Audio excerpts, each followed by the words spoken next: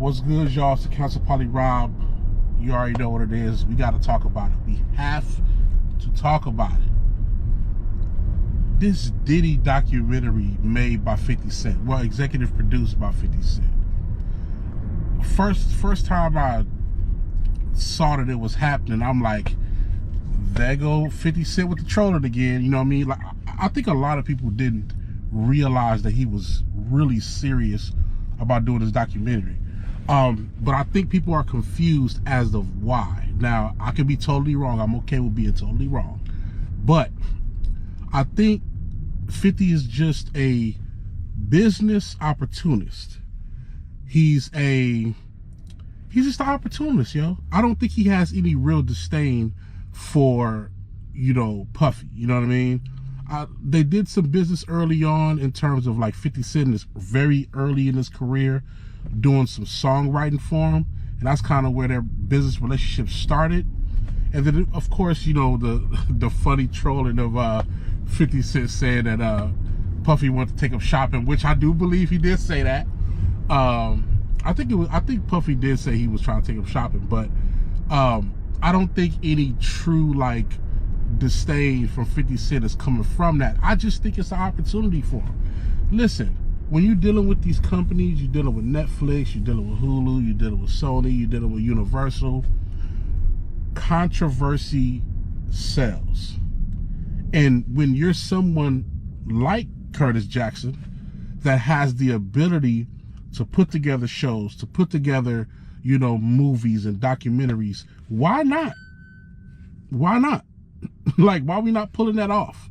You know what I mean? You guys have to think about it in that context. I'm not saying, is he right for it? I'm pretty sure both of them have done some wrong in this industry, and who knows, 50 might get his turn and of somebody putting out a documentary about him. Who knows? What I'm saying is, treat the documentary as a content piece. I don't think it's going to do anything to hurt or help Diddy's case in terms of whether they decide for him to come home early or not. I think that ship has already sailed. Where it's going, it's going. But I think Diddy's comeback in a certain context, on a social context, I think it'd be hurt a little bit, because you got to keep in mind, when the verdict came out, there were people who, not going to say relieved, but there were people that kind of changed their energy once they heard the verdict. It kind of lightened up on Diddy, after the verdict. Some people, not all, but I think this is almost like the Surviving R. Kelly documentary. And case in point, the documentary is coming out tomorrow. So I'm making this video pre-documentary because I don't know what's going to be on that premiere. But I will say that if it's anything that's super incriminating, it will put some type of a stain on how people perceive Diddy moving forward in rehabilitation, trying to do better. Like he just did the Thanksgiving thing in jail. It was like a daughter and daddy situation in jail where he actually had, he had the inmates, their daughters, come through, put the guys in suits, had them write letters, handheld letters, like really he did some things, you know what I'm saying? He did some things to try to just help the situations of everybody in jail. I think that leads to him being a human being in a certain context and just trying to help. They said that he's trying to be a lot better at just being a better person, so when he does get out, he's on a path.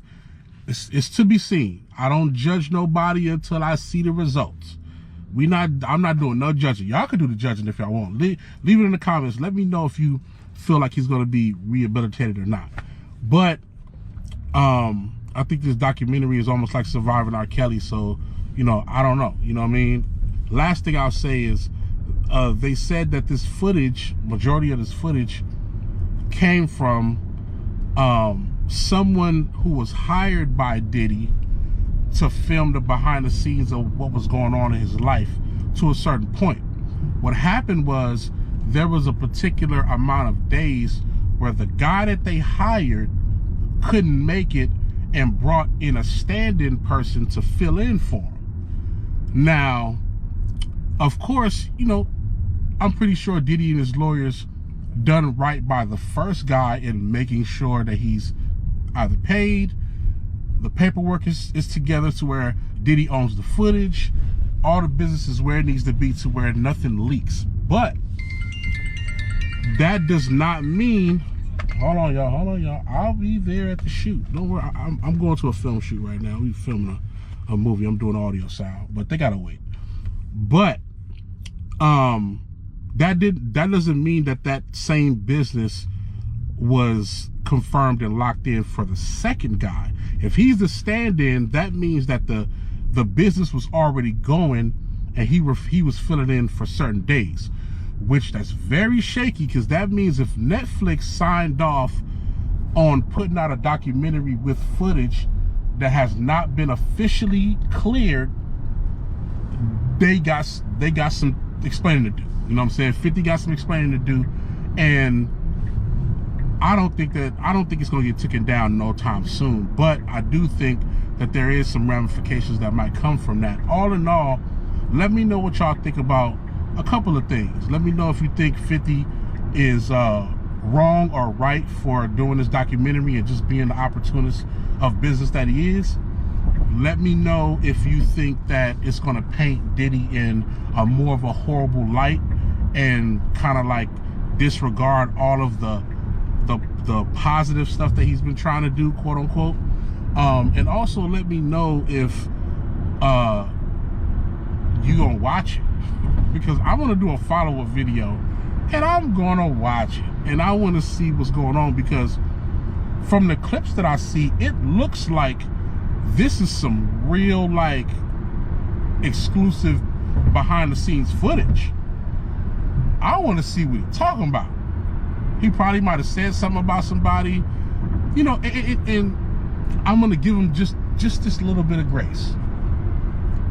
Being a millionaire or a billionaire, whatever, being a successful person for so long, and I've been around a good amount of very successful, wealthy people.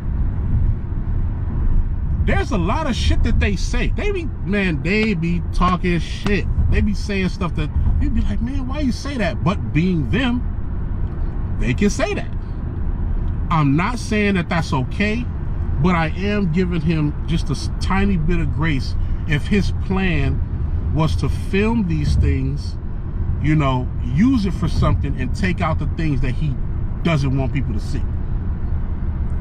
But now it's in the hands of people who have the intention of showing everything, even the bad side, even the stuff that Puffy doesn't want to show. They have intentions of showing it. So, I don't know, man. I mean, think about it. What do you say in your bedroom? What do you say in your own home? What things do you relate to people that you care about that nobody else knows? I know I be saying some wild shit too. So, you know what I mean? If the camera's on me, I mean, sometimes you forget. Sometimes it's just unfiltered and you forget. So let me know what y'all think in the comments, man. I'm actually about to pull up on this film shoot. We actually going to Bel Air today. And we shooting like the last couple of scenes for the last couple of days. So this is going to be fun. You know what I'm saying? Shout out to my Uber driver, Mandy. You know what I'm saying? Because he allowed me to even film this video in his car. He could have easily said like, yo, come on, man. Like, come on, man. Stop doing all this blog stuff in my car. Like, I want to listen to my music, or I want to listen to a podcast. But he allowed me to pull this off. So I appreciate him. You know what I mean? And y'all keep hitting the comments, man. Y'all really showing love on this channel. So I appreciate that. And I got some new music coming. So I'll keep y'all posted on some records I produced for a couple people, man. Hold it down. Y'all know what it is. Work low.